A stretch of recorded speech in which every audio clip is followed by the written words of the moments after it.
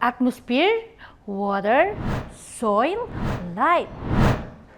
How are these abiotic components important to our physical environment? Hello, Cypals! I am Ma'am Christy Villalon, your science teacher for today. In this episode of Pagham Alam Hub, we will predict the effect of changes in abiotic factors on the ecosystem. We will describe some abiotic components, positive and negative impacts on biotic components and the environment.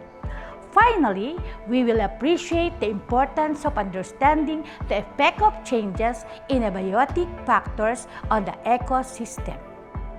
In the next few minutes, we will explore science for another moment.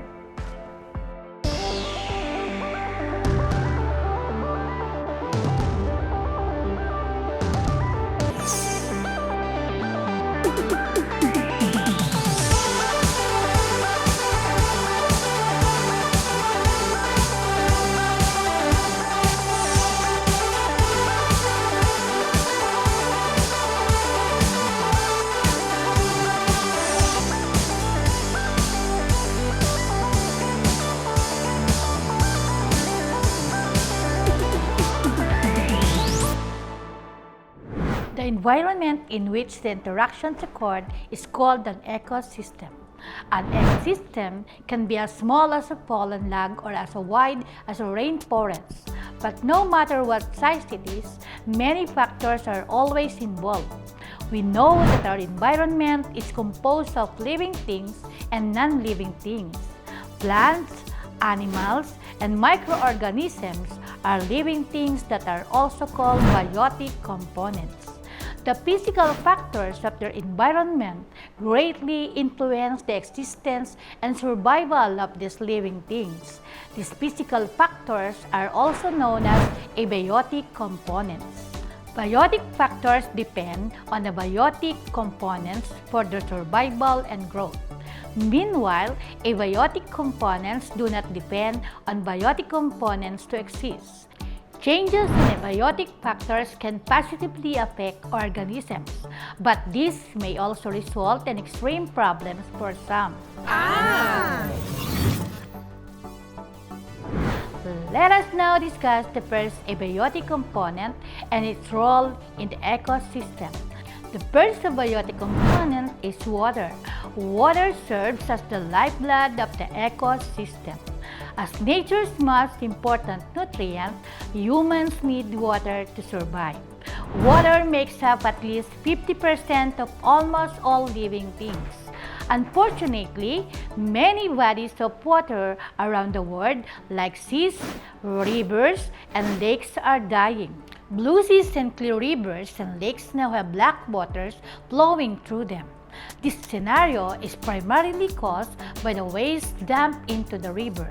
As a result, contaminated or polluted water causes diseases to organisms and affects human health. The second abiotic component is temperature. Temperature is vital for some plants to survive. It can be affected by water, air, soil, and sunlight. It can also alter the life cycles of animals. It may also cause shorter or earlier run-off seasons, increase water temperatures, and decrease water quality. Increasing temperature leads to a decrease in soil moisture levels and more severe agricultural drought. Since vehicles and factories also give up large quantities of carbon dioxide, an excess of carbon dioxide and methane in the atmosphere form a blanket around the Earth, which traps heat energy from the sun, causing the Earth's temperature to rise. If this scenario persists, global ice caps will begin to melt, causing seas to rise and completely submerge low-lying places. In addition, it will also lead to drought and famine. The next abiotic component is the soil. It is an abiotic factor that interacts with biotic factors by providing nutrients. Soil provides resources for healthy plant growth and is home to myriad microorganisms that fix nitrogen and decompose organic matter and armies of microscopic animals, as well as earthworms and termites. It helps regulate the Earth's climate and stores more carbon than all forests combined. However, climate change led to the loss of soil function for fertility maintenance and greater dependence on mineral fertilizers. In addition, soil can also influence climate. When plants die, microorganisms in the soil decompose the plants and return the carbon dioxide to the air. Soil conditions with slower decomposition can reduce the carbon return to the atmosphere. The last abiotic component we shall discuss is light. Light, particularly sunlight, is necessary for plants to grow and provides energy to warm the Earth's atmosphere. Light intensity controls plant growth. Light pollution poses a serious threat to nocturnal wildlife in disrupting the ecosystem. It can confuse the migratory patterns of animals, alter competitive interactions of animals, change predator-prey relations, and cause physiological harm. Without the sun, the Earth's land, water, and air would be frozen and solid. Life on Earth would cease to exist because almost all living things rely on the steady light and heat of the sun. If the average global temperature continues to increase, it is predicted that the following situations will happen. Tropical storms will become more frequent, causing massive flooding in unexpected places.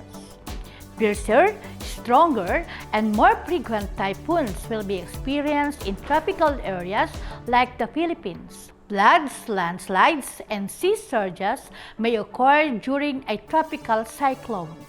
Global ice caps will melt, causing seas to rise and completely submerge low-lying places.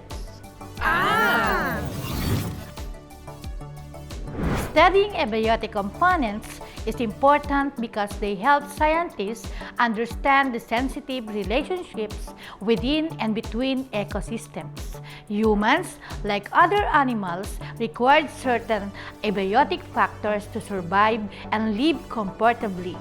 As ecosystems change over time, abiotic factors can also vary. Learning how abiotic factors change ecosystems over time can help predict how ecosystems may be affected in the future. In this episode of Agham Alamhab, we discussed the abiotic components. We learned that abiotic factors are the non-living part of the ecosystem that shapes the environment. Water serves as the lifeblood of the ecosystem. As nature's most important nutrient, humans need water to survive. When water is contaminated or polluted, it causes diseases to organisms and affects human health. Temperature is vital for some plants to survive. It can be affected by water, air, soil, and sunlight. It can also alter the life cycles of animals. It may also cause shorter or earlier run-off seasons, increase water temperatures, and decrease water quality. As an abiotic component, soil provides resources for healthy plant growth. It is home to myriad microorganisms that fix nitrogen and decompose organic matter and armies of microscopic animals as well as earthworms and termites. It helps regulate the Earth's climate and stores more carbon than all forests combined. However, climate change led to the loss of soil function for fertility maintenance and greater dependence on mineral fertilizers. Light, particularly sunlight, is necessary for plants to grow and provides energy to warm the Earth's atmosphere. Light intensity controls plants' growth. Light pollution poses a serious threat to nocturnal wildlife in disrupting the ecosystem. It can confuse the migratory patterns of animals, alter competitive interactions of animals, change predator-prey relations, and cause physiological harm. Without the sun, the Earth's land, water, and air would be frozen and solid.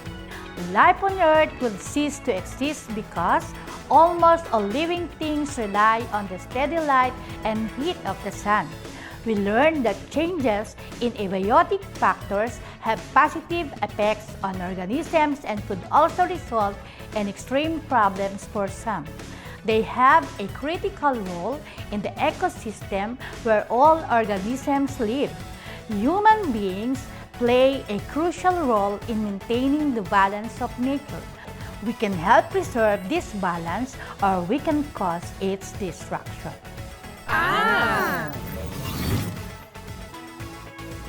That's all for today, Disciples. Don't forget to like, share, subscribe, and turn on the notification bell. See you again next week for another moment. Only here in Agham Alam Hub, Palajan SciTech Portal. Bye!